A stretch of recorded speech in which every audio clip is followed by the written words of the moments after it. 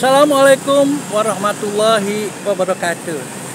Jumpa kembali dengan Tuan Guru Channel yang menebarkan nilai-nilai rahmatan lil alamin untuk membangun dunia yang aman, damai, sentosa, penuh dengan persahabatan dan persaudaraan antar umat manusia.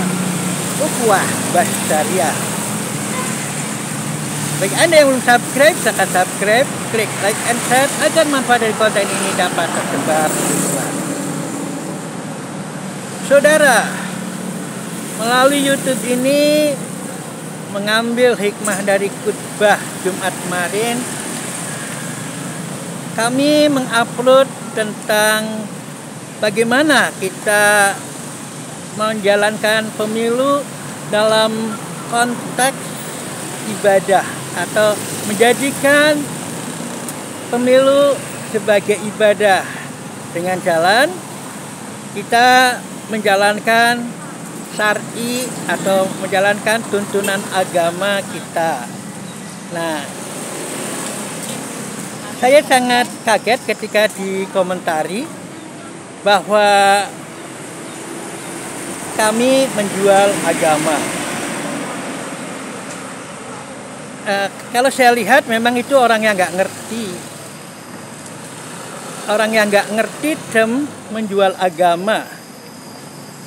Saya perlu sampaikan bahwa term menjual agama terutama itu dikenakan kepada para ahlul kitab yang dengan mudahnya mengganti ayat-ayat Allah, ayat-ayat yang laten dengan ungkapan-ungkapan mereka yang menguntungkan bagi mereka dalam konteks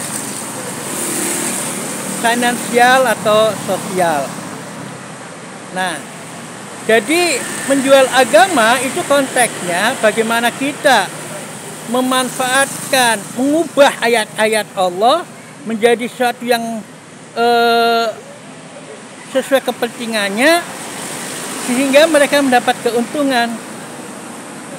Sedang yang kami serukan adalah bagaimana kita kembali menjalankan pemilu juga dengan ibadah, sebagai ibadah. Karena kita punya sila yang menegaskan kita menjalankan perintah agama. Sila ketuhanan yang Maha Esa itu adalah prinsipnya adalah bagaimana kita menjalankan agama kita. Kita melakukan segala sesuatu dengan nilai-nilai ketuhanan, dengan nilai-nilai agama, berdasar ayat-ayat Quran dan undang-undang apapun, peraturan apapun di Indonesia tidak boleh melanggar nilai-nilai ilahiyah.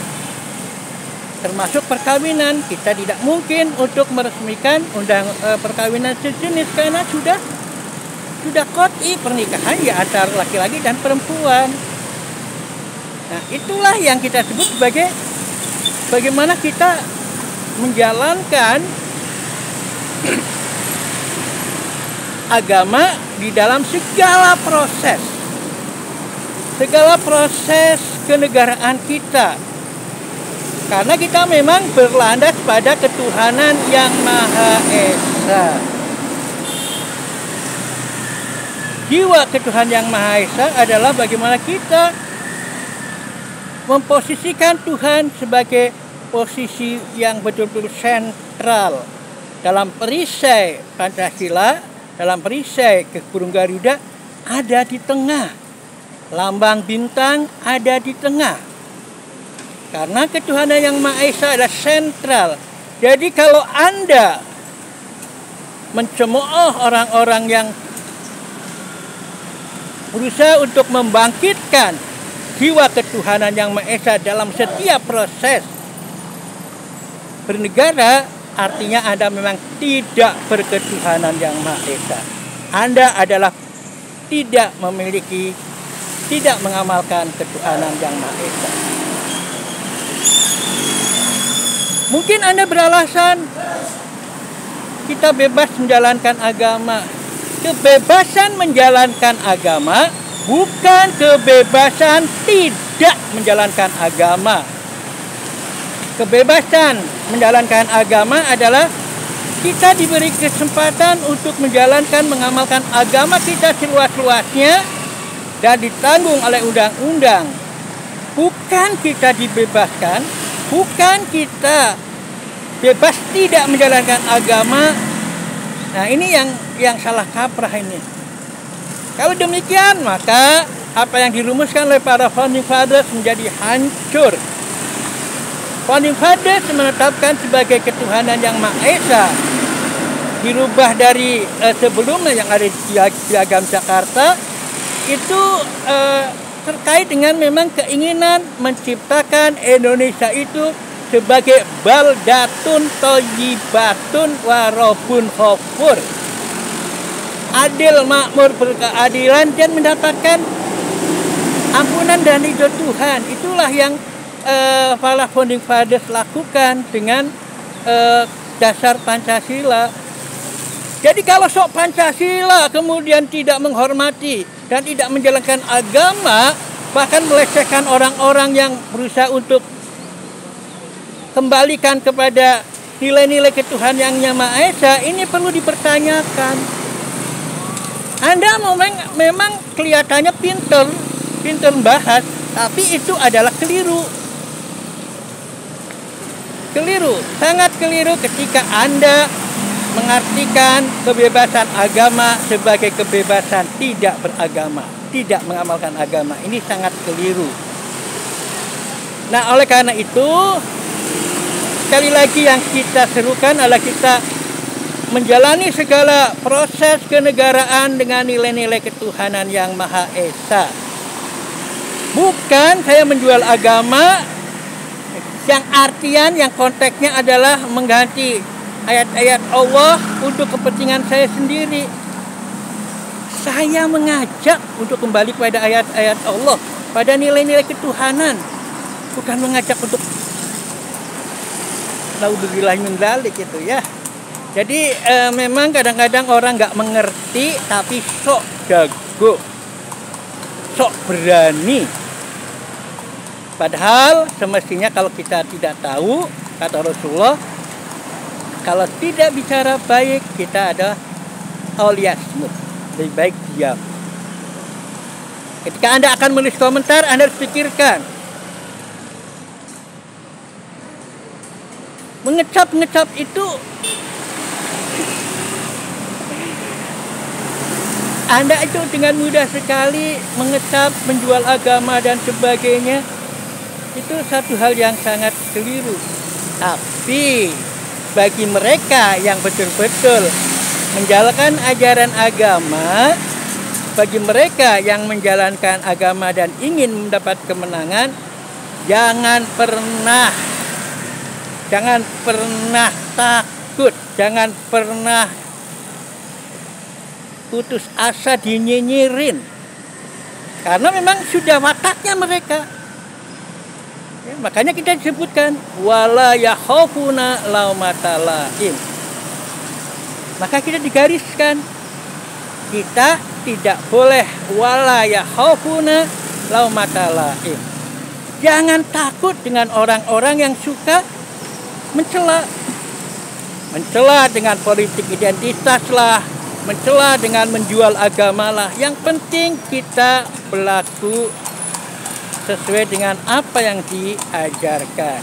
Dan tentu saja kita tahu, Allah tahu tentang niat kita, karena segala sesuatu itu tergantung niatnya.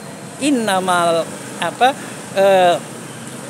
kita harus tahu bahwa semua adalah tergantung pada niatnya. Jadi kita harus innamal a'malu binniyat. Kita harus berpegang bahwa kita sudah niatnya baik. Niatnya mengingatkan untuk kembali ke ayat-ayat Allah, kepada firman-firman Allah, kepada nilai-nilai ketuhanan sebagai bangsa Indonesia yang berpancasila dengan sila pertama ketuhanan yang Maha Esa titik. Kalau orang lain tidak suka, mencela, nyinyirin, tak perlu takut. Wala yakhafuna laumata laim. Dan kalau kita bisa sebut begitu, itulah kita sebut partai Allah, Hizbullah, partai atau kelompok-kelompok Allah. Karena hanya kelompok atau kelompok hamba Allah itulah yang akan beruntung dunia akhirat. Kita tahu bahwa yang masuk surga nanti adalah orang-orang yang betul-betul termasuk dalam kelompok hamba Allah, Hizbullah. Allah berfirman, A'udzubillahi minasyaitonirrajim. Ya ayyatuhan nafsul mutmainnah, irji'i ila rabbiki radiyatan mardiyah, fadkhuli fi ibadi wadkhuli jannati. Wahai jiwa yang tenang,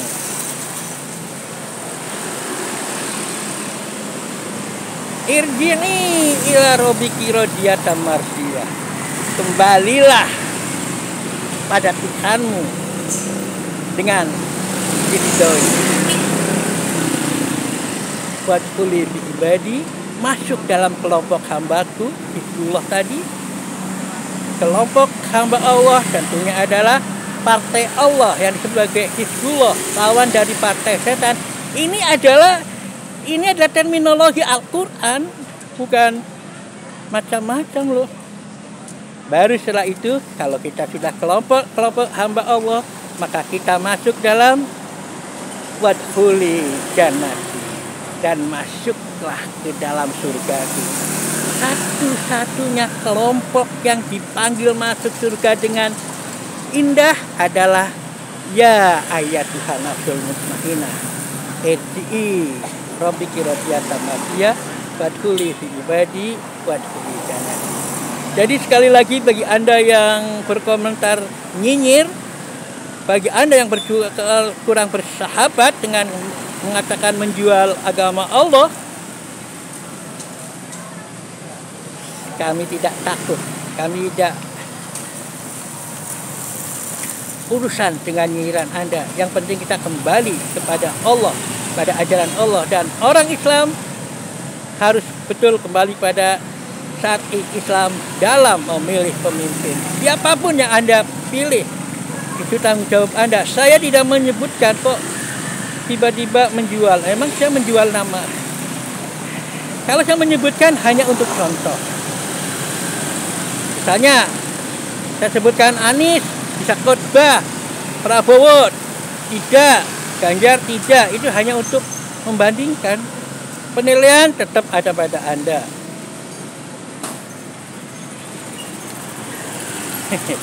Demikianlah